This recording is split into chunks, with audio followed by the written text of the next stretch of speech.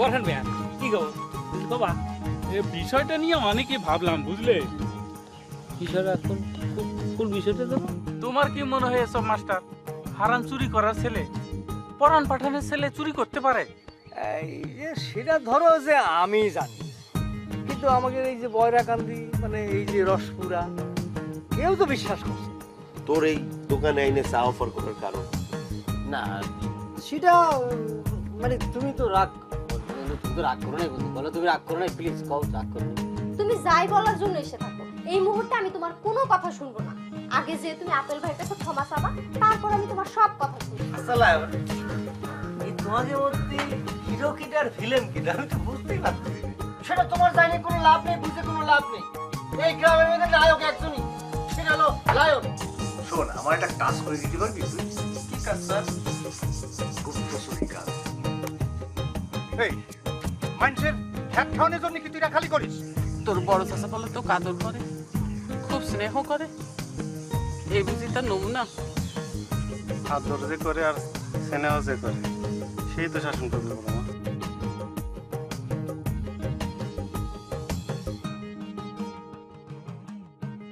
এই নে দুপুরের চায়ের টাকাটা নে, আর এখন আর এক কাপ চা দিয়ে দেখিনি। কাকা আমি যে চা বন্ধ করে দিছি। এই এটা কি কর? তুমি বসো, ঠান্ডা হও, তোমাকেই আমরা কথা করছিলাম।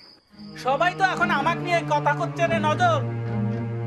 আমার ছেলের নামে চুরির অপবাদ, কথা তো কবেই। আমিও মামলা করে প্রমাণ করে ছাড়বো খুনকার বড় না পাঠান বড়। ওই করো, কিটা বড় সেটা প্রমাণ করো। এই বড় প্রমাণ করবে যা তোমার কি দশা হই না একবার ভাবিছা? কি এই যে তোমার এই কেস চলা বেরলি এই টাকা কোনে পাবে না? নগদ টাকা তো তোমার নেই অত। তুমি এই অস্থাবর স্থাবর যা সম্পত্তি আছে সব বেচে কেস চালান লাগবে রে। আর এই জমি কিনবি নি খারাপ না জানো? কিডা? তোমার দয়া দেখায় আমার এই মুক্তার কাকা আর হচ্ছে হেডমাস্টারের কাছে টাকা লিয়ে ফেলেছ না এর মধ্যে। ওই দিনার দায়ে তাকে রেজিস্ট্রি করে দেয়া লাগবে না। তারপর কি হবে নি? ফকির হয়ে যখন পথে পথে ঘুরবে না, তখন ঠিকই প্রমাণ হবি নি কিডা বড়, পাঠান বড় না খুনকার বড়। বুঝতে পারতেছ না? এইটা তুমি কি কর নজর? কি কব আমার তো দেখে বোঝো না? আমার তো তাও জমি জমা ছিলে, তোমার আছে অত?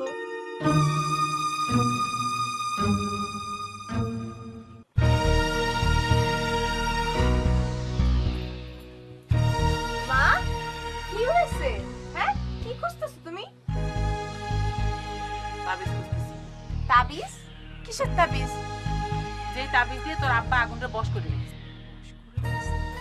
তুমি কি করে জানলে আব্বা ছোট্ট ভাইয়ের তাবিজ দিয়ে বশ করে রেখেছে? তুই বশ না করলে ছেলেটা এরকম হবে কেন? ওর কি জ্ঞান বুদ্ধি নেই? ও কি কিছুই বুঝতে পারে না যে ওর বড় চাচা ওরে নিয়ে খেলা করতেছে? কথায় কথায় মারধর করে, তারপরে ও বলে যে ওর বড় চাচার মতন নাকি দুনিয়াতে মানুষই হয় না। মা, তুমি এর মধ্যে ঢুকো না তো। খামাখা ঝামেলা বাড়বি না, অশান্তি শেষ থাকবি না।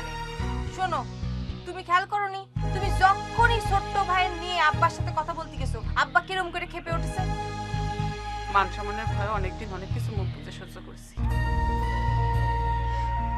কিন্তু ছেলেটার কষ্ট এখন আর আমার সহ্য হচ্ছে না। তোর আব্বার ভাব সব তো আমি বুঝতেছি।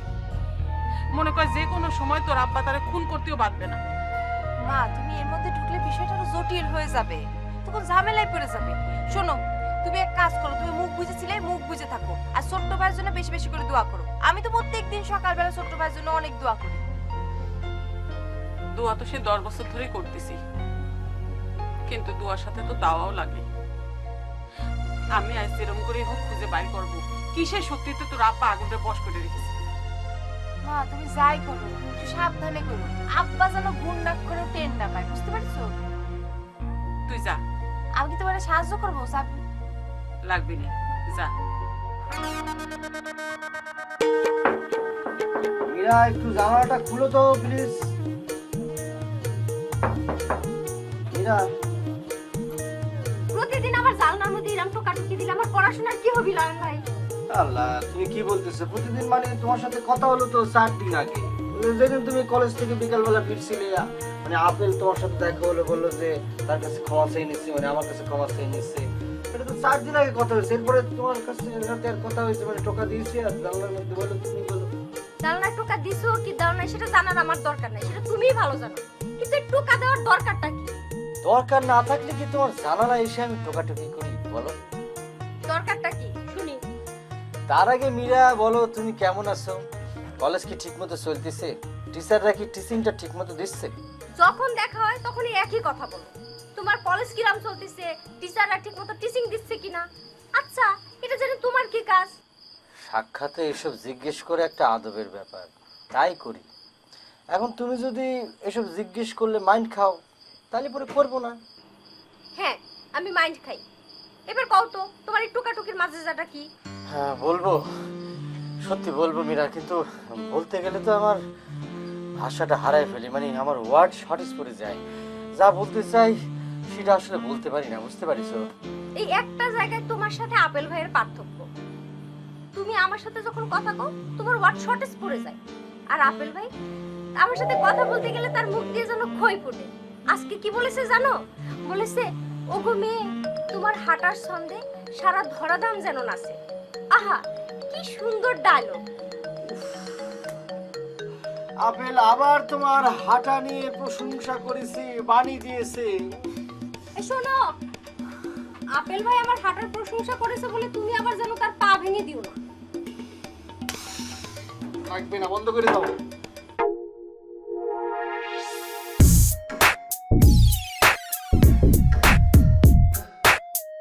এই মনে যাচ্ছে মা ওটা হাওয়াজপুর যাবো।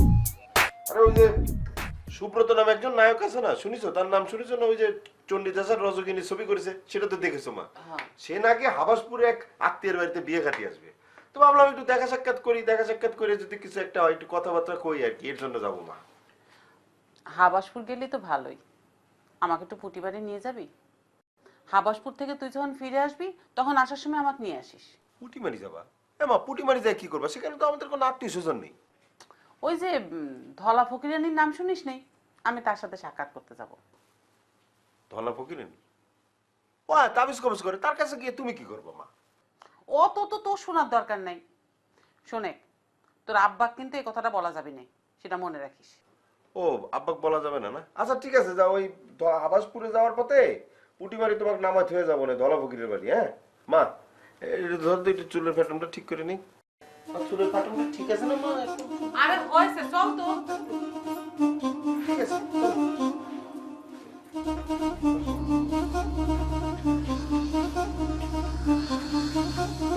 কি রে, আসামি কি ধরতে পেরেছিস? আরে না রে, কি করে ধরবো? আমি তো কখন থেকে অপেক্ষা করতেছি, ঘরের থেকে 1 সেকেন্ডের জন্য বার হইনি, তারপরেও তো কাউরে দেখতেছি না। আজকে আমি বাইর করেই ছাড়বো কে আমার এই রজনীগন্ধা দিয়ে যায় আর কে এই সিটকুট দিয়ে যায়। আচ্ছা তুই এক কাজ কর, তুই একটু বয়, আমি আসতেছি। হ্যাঁ, আর যদি কাউরে দেখিস সন্দেহজনক, হ্যাঁ, ঘরের মধ্যে প্রবেশ করেছে, দরজা কোনো মাছিও যদি প্রবেশ করে, তুই আমার চিৎকার করে ডাক দিবি। খুব ভালো করে নজর রাখবি কিন্তু। আরে দূর, চিৎকার করলে সবাই জানতে পারবি না। কেউ জানবে না, বাড়িতে তো কেউ নাই। এই যে মা আর মিয়া ভাই গেছে হচ্ছে পুটি বাড়িতে, আর আব্বাজান গিয়েছে হেড স্যারের কাছে, আর ছোট্ট ভাই গরু চড়াতে গিয়েছে। আচ্ছা গেলাম তাহলে, তুই চিৎকার দিস। হ্যাঁ আচ্ছা যা।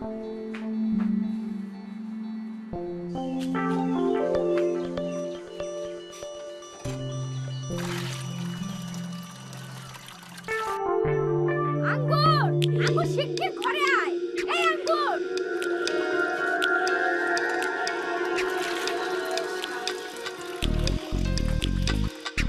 কি হয়েছে? আসামি ধরা পড়েছে? হ্যাঁ কি হয়েছে? আসামি উপরে? কি এই রজনীগন্ধার স্টিক আর এই যে সিরকুট কখন চলে দিয়ে গেল? এ আঙ্গুর, তুই যখন বাইরে গেলি তখন আমি এদিক ওদিক দেখছিলাম, হঠাৎ করে উপর দিকে তাকাই দেখি এটা ঝুলছে। হায় খোদা, আমার সাথে এটা কি শুরু হয়েছে? এখন আমি কি করব? তারপরে আমি যখন ঘুমিয়েছিলাম তখন কেউ এটা ঝুলিয়ে দিয়ে গেছে।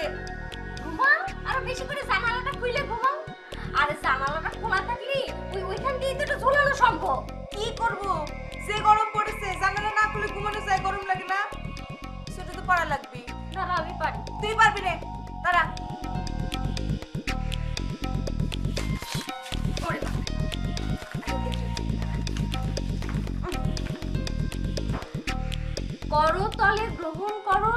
গন্ধাখানি, তোমার প্রতি এটা আমার নীরব হাতছানি। বাপ রে বাপ, এটা তো একেবারে রবীন্দ্রনাথ ঠাকুরের চাইতেও কঠিন ছন্দ। এটা যেই করে থাকুক, তোরে ভালোবাসে তারপরে করেছে, আমার কোনো সন্দেহ নেই। ভালোবাসি পর 7 দিন এই ঘটনা ঘটেছে, এখনো পর্যন্ত সেই অপরাধীরে খুঁজে পাচ্ছি না। থাক, আসামি ধরার কোনো দরকার নাই। আসামি যে একজন রুচিবান মার্জিত ভদ্র সন্তান, তাতে আমার কোনো ডাউট নাই। সামনাসামনি না এসে ভূতুরে কাজ কারবার করতেছে, এই সে আবার ভদ্র সন্তান হয়ে গেছে। খালি ভদ্র না, শিক্ষিত ছেলে, পড়াশোনা জানা ছেলে না হলে এরকম ছন্দ মিলায়ে জীবনেও সে লিখতে পারতো না। তুই চুপচাপ তার রজনীগন্ধা গ্রহণ করে যা, একদিন দেখবি ঠিকই সে ধরা দিয়েছে। করতলে গ্রহণ করো রজনীগন্ধা খানি, তোমার প্রতি এটা আমার নীরব হাতছানি। নে বান্ধবী, তোর ভুতুরে প্রেমিকের এই চিরকুট আর রজনীগন্ধা তোর করতলে গ্রহণ কর। তুই কি আমার সাথে ইয়ার্কি মারতেছিস? আমার মেজাজটা গরম লাগতেছে। সে আমার সাথে সামনাসামনি দেখা করে না, এরকম ভুতুরে কাজ কারবার করে। আমার মনের মধ্যে কিরম জানি ঠেকতেছে না। বাহ, একটু অপেক্ষা কর, ঠিকই তার দেখা পাবি। হাসতেছো? হাসি না।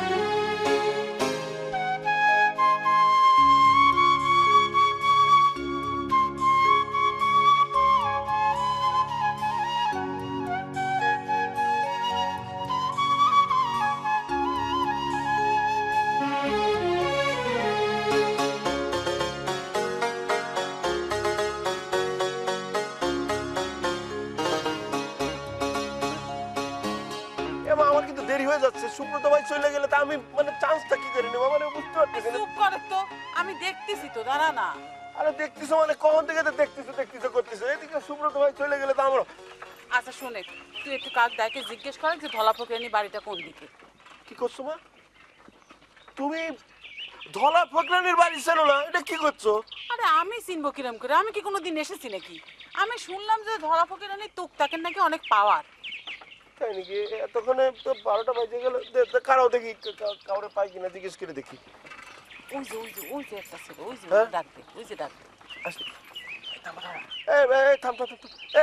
ভাই দাঁড়ান, আপনি কি আমার একটা হেল্প করতে পারেন? মানে বলছিলাম যে ধলা ফকরানি ডিসপেন্সারিটা কোন দিকে বলতে পারেন ভাই? ওটা তো ডিসপেন্সারি না, ওটা হলো দাওয়াখানা। দাওয়াখানার নাম হলো ফকিরানি মহল। এই একটু সামনে আগান, নাক বরাবর যান, পাওয়া যাবেন। অনেক সাইনবোর্ড আছে একটা, দেখবেন। থ্যাংক ইউ ভাই, আচ্ছা আচ্ছা, thank you. ধন্যবাদ।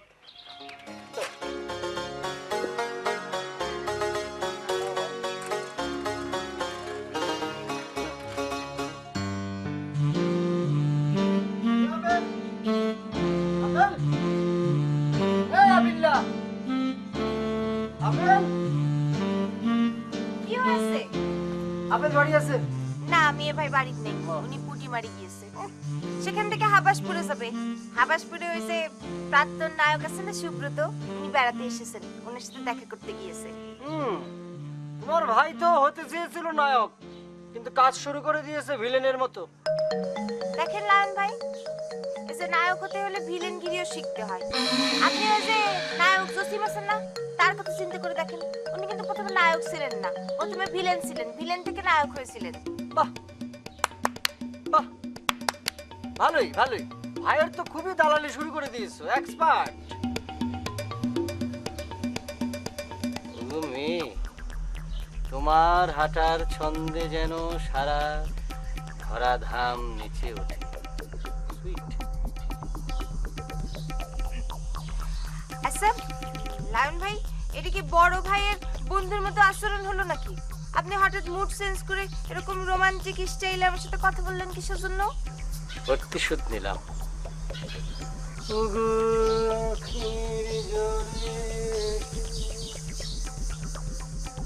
এইবার আমার কাছে সবকিছু ক্লিয়ার হয়ে গিয়েছে, আমি শিওর আমার রুমে প্রতিদিন রজনীগন্ধা লায়ন ভাই দিয়ে যায়।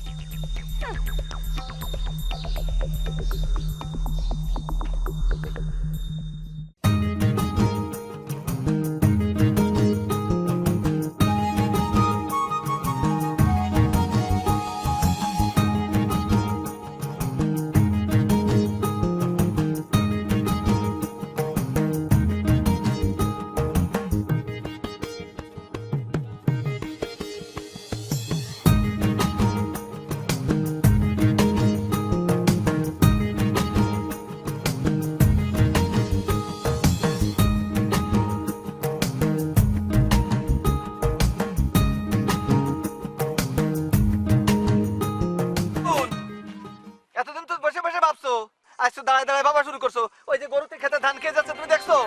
কাকা আপনি কিছু মনে করবেন না, আমি এখন নিয়ে আসতেছি।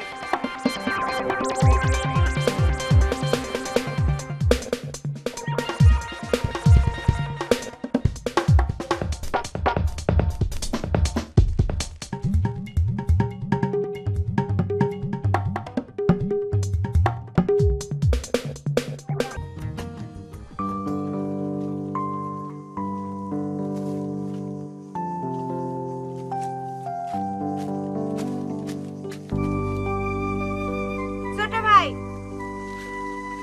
আঙ্গুর তুমি কি কাজে? কি কাজে মানে? তুমি আজ পর্যন্ত আমার আসামি ধরে দিতে পারলা না। আজকেও তোমার কাছে রজনীগন্ধা আমার ফ্যানের সাথে ঝুলিয়ে দিয়ে গিয়েছে, সাথে একটা সিরকুট, সেখানে লেখা করতলে গ্রহণ করো রজনীগন্ধা খানি, তোমার প্রতি এটা আমার নীরব হাতছানি, এটা লিখে দিয়েছে। যাই বলো আঙ্গুর, কবিতার লাইন দুটো কিন্তু খুব সুন্দর লিখেছে। তা অবশ্য ঠিক বলেছো, কিন্তু আসামি খুঁজে না পেলে সুন্দর ছন্দ দিয়ে আমি কি করব বলো? তারে ধরতে পারলে কি করবা? তাকে খুঁজে পেলে কি করব সেটা আমার মনের মধ্যে থাকে। শোনো ছোট্ট ভাই, আমি কিন্তু লায়ন ভাইরে সন্দেহ করতেছি। তুমি এক কাজ করবা, তুমি আজকে বিকেল থেকে কাল সকাল পর্যন্ত লায়ন ভাইরে ফলো করবা, ঠিক আছে? আচ্ছা ঠিক আছে, করব। আচ্ছা আঙ্গুর, তুমি তো আর আগের মতো ভবিষ্যৎবাণী করো না? সেটা ছোট্টবেলায় দুষ্টামি করে করতাম, সে কথা তুমি এখনো মনে রেখেছো ছোট্ট ভাই? তোমার কোনো কিছু আমি ভুলি না আঙ্গুর। আচ্ছা আমার ভবিষ্যৎটা একবার বলো দিনি। তোমার ভবিষ্যৎ? তোমার ভবিষ্যৎ তোমার নিজের হাতে, সেটা আর কেউ বলতে পারবে না ছোট্ট ভাই।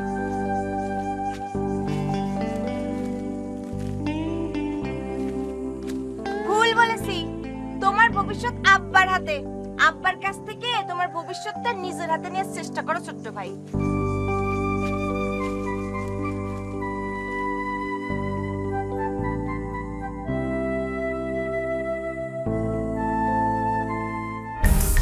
আমার বাড়ির কাল সাপড়ে আমার দোকানের কর্মচারী দুধ কলাতে ফুটতেছে। আমি এর ব্যবস্থা নিচ্ছিলাম, তোমরা আমার কিছু করতে দিলে না, তোমরা মানা করলাম। অথচ 4 দিন হয়ে যাচ্ছে, তোমরা কিছুই করতে পারলে না। না পেলাম মণিমুক্তারের কোনো বুদ্ধি, না পেলাম মাস্টারের কোনো খোঁচা। আরে তুমি তো অস্থির হচ্ছ। আরে তুই চিৎকুর পারতেছ, একটু নিচু গলায় কথা বলতে পারো না? নিচু গলায় কথা না করলে তো তোমার স্ত্রী সব শুনিয়ে ফেলবে রে।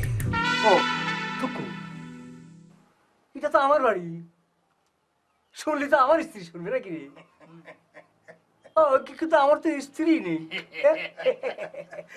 আরে আমার স্ত্রী যাতে না শুনতে পারে সেজন্যই তো তোমার এখানে বসা। তা মণিমুক্তার, বলো দেখি কি ব্যবস্থা নিলে?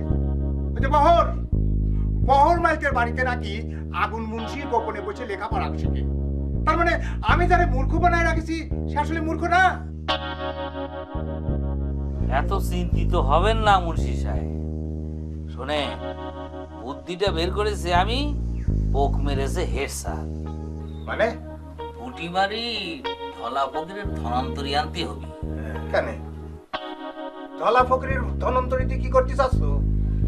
ধলা ফকিরের ধনন্তরীর গুণ এমনই যে নরমাল মানুষে অ্যাবনরমাল করে ফেলতে পারে। তার গাছটার গুণে আদমরে উন্মাদ বানায় ফেলতে পারে। আরে বাসে, খুব ভালো একটা বুদ্ধি বার করিছো তো। তার মানে তোমরা কি তাহলে ওই বহর মাইলদের উন্মাদ বানায় ফেলতে চাচ্ছ? আরে না, বহর মালের উন্মাদ বানায় আপনার কি লাভ? উন্মাদ বানাতে হবে আপনার ভাসতে আগুনকে। শুনে, আগুনকে যদি পুরা উন্মাদ বানায় ফেলতে পারি তাহলে তার সম্পত্তির অর্ধেক ভাগ বঞ্চিত করতে আপনার আর কোনো অসুবিধা হবে না। তাহলে শোনো, ওই বহর মাইকেরেও ওই ধন্বন্তরী সেবন করায় দাও, যাতে করে সেও উন্মাদ হয়ে পথে নামে। বুঝলে, আগুন রে তার বাড়িতে গোপনে লেখাপড়া করার সুযোগ দেওয়ার অপরাধে এই হলো গিয়ে তার শাস্তি। সমস্যা আছে মসি সাহেব, হেড স্যারের কাছ থেকে শুনে নেন সমস্যাটা কি। না মানে হচ্ছে কি, ওই যে বহর মাইলতে প্রতি রাতে তোমার ভাইস্তেরে 1 গ্লাস করে দুধ খাওয়ায়। এখন যেটা করতে হবে, ওই ধলা ফকিরের ধন্বন্তরী ওই দুধের মধ্যে খুব কৌশলে মিশাই দিতে হবে, দিয়ে তোমার তোমার ভাইস্তে আগুন দিয়ে খাওয়াই দিতে হবে। জগতের কেউ কোনোদিন জানতেও পারবে না। আরে ভাই শ্রী, তোমরা দুইজন মিলে তো বিরাট ভিলেজ পলিটিক্স তৈরি করে ফেলেছো। এরকম তো বুদ্ধি করতে দেখেছি সিনেমার মধ্যে, কিন্তু বাস্তবে যে আমার এটা করতে হবে এটা তো কখনো ভাবিনি, বুঝতে পারিনি। হ্যাঁ, সেই জন্যই করছি।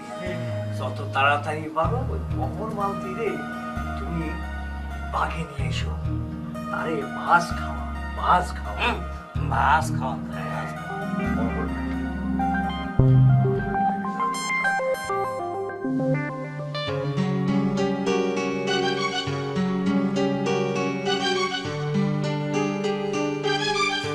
ফকিরানি মহল, ফকিরানি ফলাবান, পুটিবাড়ি যাহা চিকিৎসা করা বালা মুসিবত ভুল করেছে। এখানে তো বালা মুসিবত একসাথে হবে, বালা মুসিবত একসাথে হবে নাকি? বান বশীকরণ, মতি নষ্ট, মতি ফিরানো, পথ হাওয়া, বায়ু সরা, বিছানায় ইউরিন, কোষ্ঠকাঠিন্য আরো গোবর কোনো অসুখ না, বিসুখ না, কোনো ওষুধ না, গাছরা না।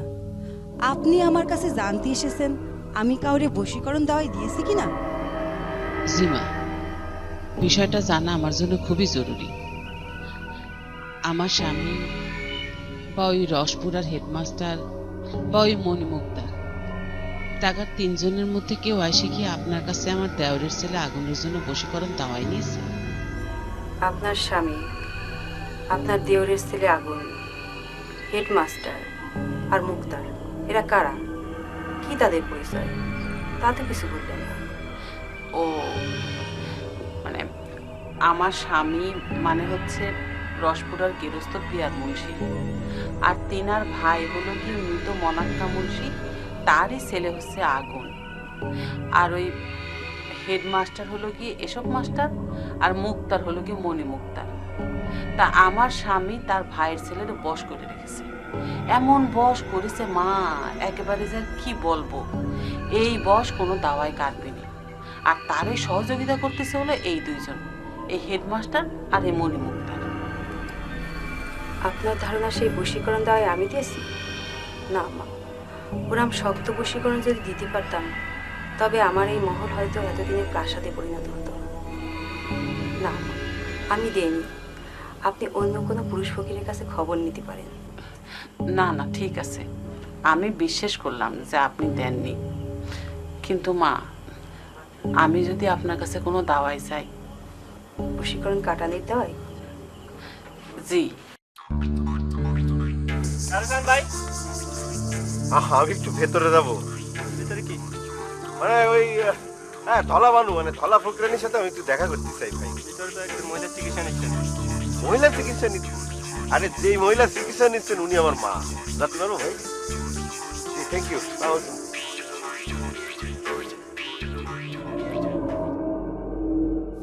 মা, তোমার হয়েছে? চলো। আর একটুখানি খাড়া না, এই তো হয়ে গেছে। বসেন বাবা, আম্মাজির পাশেই বসেন। জুতা পরে বসতে পারো? আরে স্যান্ডেল খুলে।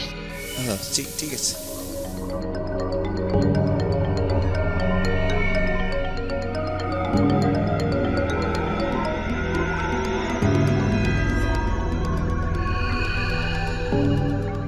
না করছিলাম কি ধলাম্মা, নাম করে আর কি, বাইরে একটা সাইনবোর্ড দেখলাম বড় করে লেখা, তো সেখানে সব ধরনের রোগের আপনি চিকিৎসা করে থাকেন।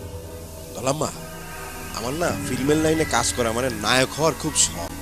আপনি যদি একটা তাবিজ তুবিজ দিতেন মানে একটু ফিল্মের লাইনে যদি চান্স পাতাম আর কি। তার বাতুলতা বন্ধ করা না মা। এই কি হলো মা? চুপ করে থাকতে পারিস না? এত কথা কোষ কি জন্য? চুপ করে থাকবা না পারলে বাইরে যায় খারাপ।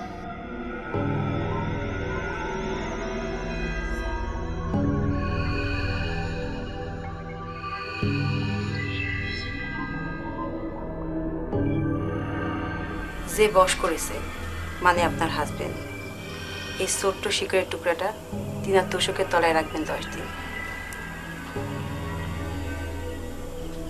আর এই টুকরাটা যারে বশ করেছে তার তোষকের তলায় রাখবেন 10 দিন।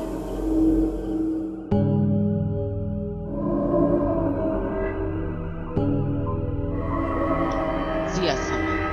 তারপর দুইটারে দুইজনের তোষকের তলা থেকে নিয়ে আমার সাথে দেখা করবেন 10 দিন পরে। আচ্ছা মা, এই শিকড়ের হাদিয়া কত? আজ কিছু লাগবে না আম্মা। 10 দিন পরে যখন আসবেন 500 টাকা আর 1 টুকরা রূপা সাথে আনবেন। ইয়ে, কিছু না মনে করলে একটা কথা বলি, মানে হচ্ছে কি 500 টাকা একটু বেশি হয়ে গেল না? আপনি একটা কাজ করে দেন, আমার ফিল্মের লাইনে চান্স পাওয়ার জন্য একটা তাবিজ দিয়ে দেন, তাহলে পোষায় যাবে না, তাই না আম্মা? কোথায় বাতুলতা? এই বাতুল সন্তানকে পরিবার সঙ্গে আনবে। ফিল্মে চান্সের জন্য কোনো গাছটা নেই বাবা, তবে ফিল্মের বদ প্রভাব কাটানোর জন্য আমার কাছে শিকড় আছে, লাগলি বলো। করছেন কি? আমি চাচ্ছি ফিল্মের লাইনে ঢোকার চান্স পাতে, আর আপনি আমারে উল্টো দাওয়াই দিচ্ছেন। এই বাতুল সন্তানকে নিয়ে আপনি এখন যান আম্মা।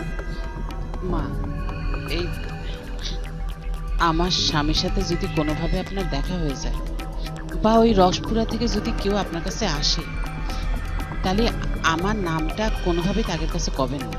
মানে আমি আপনার কাছে কি কাজে এসেছি, কি কাজটা নিয়েছি, কিছুই কবেন না। যে আচ্ছা আম্মা, পেশেন্টের গোপনীয়তা আমি গ্যারান্টি সহকারে রক্ষা করি। জি আচ্ছা মা, তাহলে আসি। আসসালামু আলাইকুম। আমার জন্য একটু ভাই নেন। যাচ্ছি, যাচ্ছি।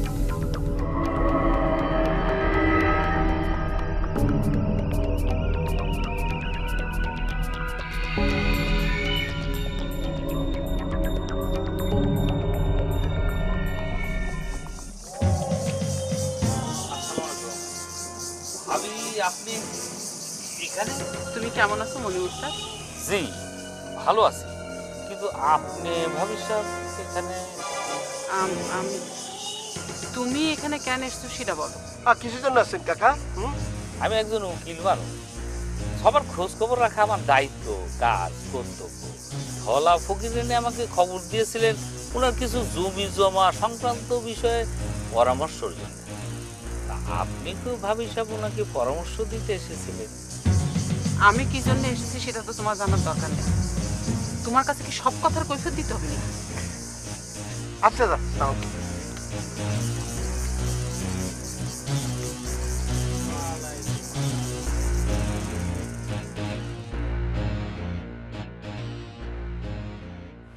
বছর আগের কথাটা স্মরণ কর বাবর। চরমপন্থী দল ত্যাগ করে তুই যখন নর্মাল লাইফে ফিরে এসে আনসারের চাকরিটা নিলি, সে চাকরিতে তোর মন বসলো না, রসপুরা ফিরে আসলি। তারপর থেকে তো তোর খাওয়া পড়ার ব্যবস্থা সব আমিই করেছি। আপনি আমার হঠাৎ করে সব কথা কেন স্মরণ করেছেন? আমি তো আপনার উপকারের কথা একটা দিনের জন্য অস্বীকার করিনি মুন্সি সাহেব। অস্বীকার করবি কিরাম করি? আমি যদি সে সময় তোর উপকার না করতাম তাহলে তো না খেয়ে শুকোয়ে মরে যেতি। আনসারের চাকরি থেকে পালায় আসার পর পুলিশ তোরে বাড়ির উপর খুঁজতে আসলো। আমি নিজে থানায় গিয়ে জামিনদার হয়ে তোর নাম খালাস করালাম। যে মনে আছে, তা না হলে আমার আনসারের চাকরিতে আবার ফিরে যেতে হতো। হ্যাঁ, এবার সেই উপকারের কথা স্মরণ করে আমার একটা উপকার করতে হবে তোর। কি উপকার মুন্সি সাহেব?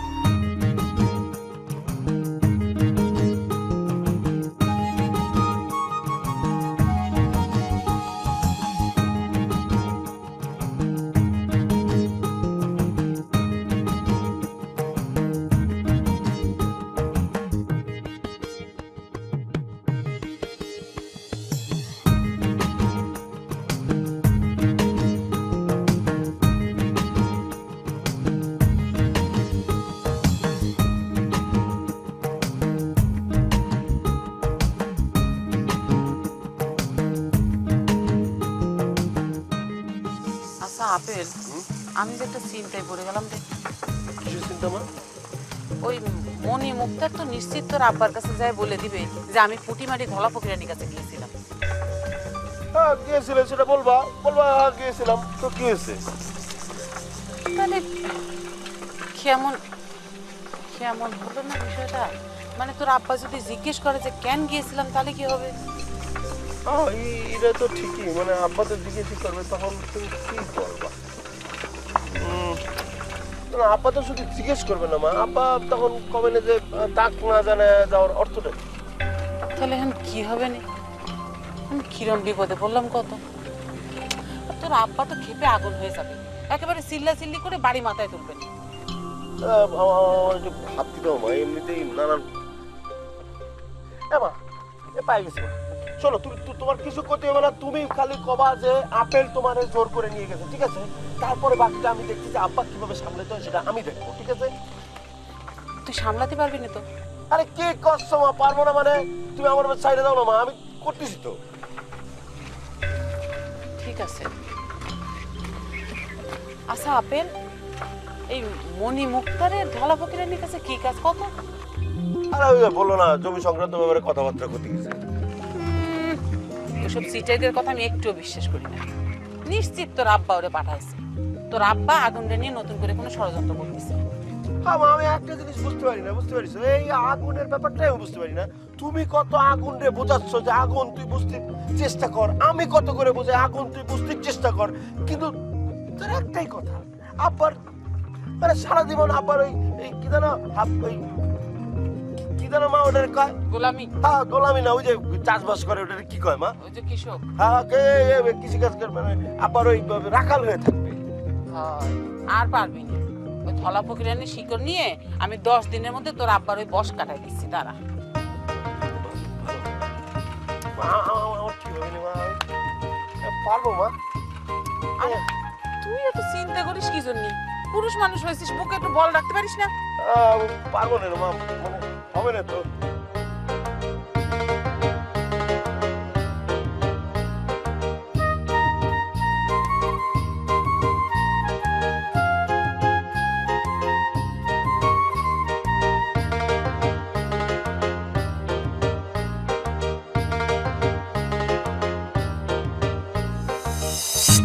আপনার কেসটা তালিপাড়ে দাঁড়াচ্ছে মুক্তার সাহেব মতি নষ্ট। যে একদম পাগল বানায় ফেলানো। এটা আপনি কি বলছেন মুন্সি সাহেব? আগুন রে যে তুই রোজ দুধ খাওয়াস 1 গ্লাস করে, সেই দুধের ভেতর গাছরাটা মিশিয়ে খাওয়ায় দিবি। এই মীরা কি? আরে আমি শিওর এই কাজটা না লায়ন ভাই করেছে। লায়ন ভাই? হ্যাঁ। শোন, মীরা আমার বোন না হলিও মীরা যে কি সেটা তোরা আমি বুঝাতে পারবো না। মীরার অবস্থান আমার এই বুকের মধ্যে। সাবাস, তুই যখন চরমপন্থী ছিলি তখন আমার জন্য এর চেয়ে কঠিন কঠিন কাজ করেছিস। এই তুই কি করছিস? আনফ্যাশনেবল ড্রেস পরে তুই যাতে পারবি না? চুপ থাক করছি। তুই ফ্যাশনেবল? What is this? তুই কি করতে চাচ্ছিস? তুই ফ্যাশনেবল ড্রেস পরে যাবি কি জন্য রে? 3 ফুরিয়া কি কাজ হবে? গাছ গাছরা তো তাড়াতাড়ি কাজ করে না। তুমি মহিলা, অত দূরের পথ তো তুমি একা যাবো না, কেউ না কেউ সাথে যেতেই হবে। তা কি কাজে তুমি ওখানে গিয়েছিলে সেটা বলো। বললামই তো তোমারে, আমি আমার কোনো কাজে যাইনি। ফাইটিং দৃশ্যের মহড়া মানে ওই যে সিনেমার নায়কের সাথে ভিলেনের জাম করে ফাইটিং হয়, সেটার একটা ট্রেনিং করলাম আমরা।